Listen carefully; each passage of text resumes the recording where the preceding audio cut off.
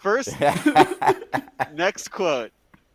I'd want to play Dolph Schayes first, so I could beat his bleep and be on the top 75 list. And your choices are A, Jimmy Butler, B, JJ Redick, C, Rajon Rondo, or D, Dwight Howard. Wow. This one's unfair because I know this one, but I'm going to let you guys work this one out because there's a funny element to it. It's not Dwight.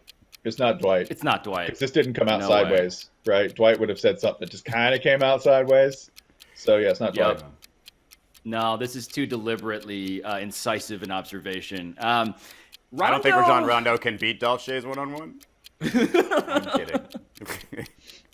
I mean, look, this has Jimmy Butler written all over it. I'm going to say that. If I'm profiling anybody to say something like this, I'm going A, Spencer. That's my vote. I am too. And Jimmy Butler just seems like he would drop it randomly. So, yeah, go A. This is coming from someone who has a podcast. Let's hear it. I'd want to play Dolph Schayes first. Wow. So I could beat his ass and be on the top 75 list. Wow.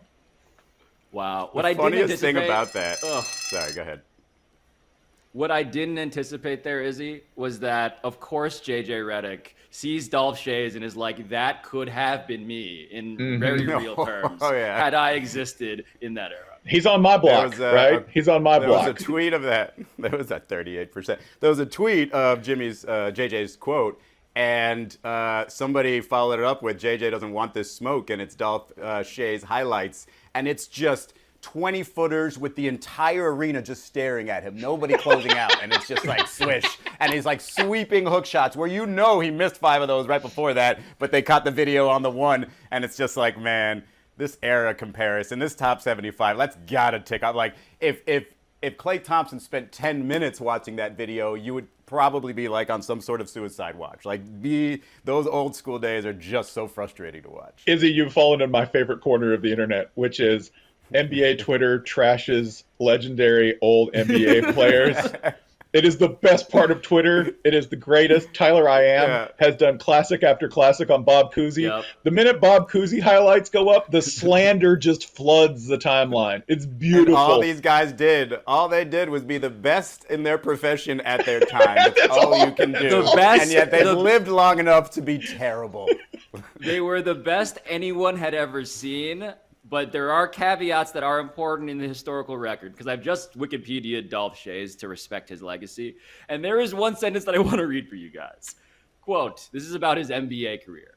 Early in Schayes' career, he broke his right arm and played almost an entire season in a cast. He actually played He must have been the best screen setter in the league with the rest a of that year. cast. I mean, what do you need the offhand for? They only shoot with their one hand. I was going to say, dribble with one hand behind your back. It's all perfect. I'm going to look back, by the way. I'm just going to make up some history here. Pretty sure 2 members of the 90s Knicks also did this. Pretty sure at one point Charles Oakley did this. Not because he had a broken arm, but because he wanted a club. Dolph Schayes definitely sounds like a guy who played with a broken arm, regardless of what he did. He worked with a broken arm. Also here, don't be the guy who's like, yeah, I'll challenge Dolph Schayes. We invent time travel. Dolph Schayes schools you. Just comes up and burns you to the ground one-on-one. Don't be that guy. Don't. I'm not making that bet. I do not know how to defend 20-foot hook shots. I do not know how to defend that. You got me. Yeah, the physics of this two-handed, flat-footed set shot are incomprehensible to modern players. He has an advantage. Does anybody else pick the Rick Barry free throw style on 2K just because? On your My Career? Wait, that's selectable now on 2K? Oh, yeah. Ooh, yeah, you can totally do the underhand Rick Barry one. Right now, currently, I have the Jason Kidd, hip tap and then blow a kiss. I evolved from the Gilbert Arenas around the back a couple of times, but I think the way to go is, Rick Barry. It's just too interesting. I do like the idea. Oh, wait, Alabaster, what do you got? Izzy, I know you want to say it. Do you think you could have beaten prime Bob Cousy in one-on-one? I do, yeah. As somebody to this day can't handle the ball better than Bob Cousy, yes, I still think I could have beaten him. Yes. He can't handle his post-up game. How tall is Bob Cousy? Bob Cousy was like 6'4", flat. What was he? On the internet, Bob. On the internet, 6'1". on the internet, Bob 6'1". Cousy is like 5'3".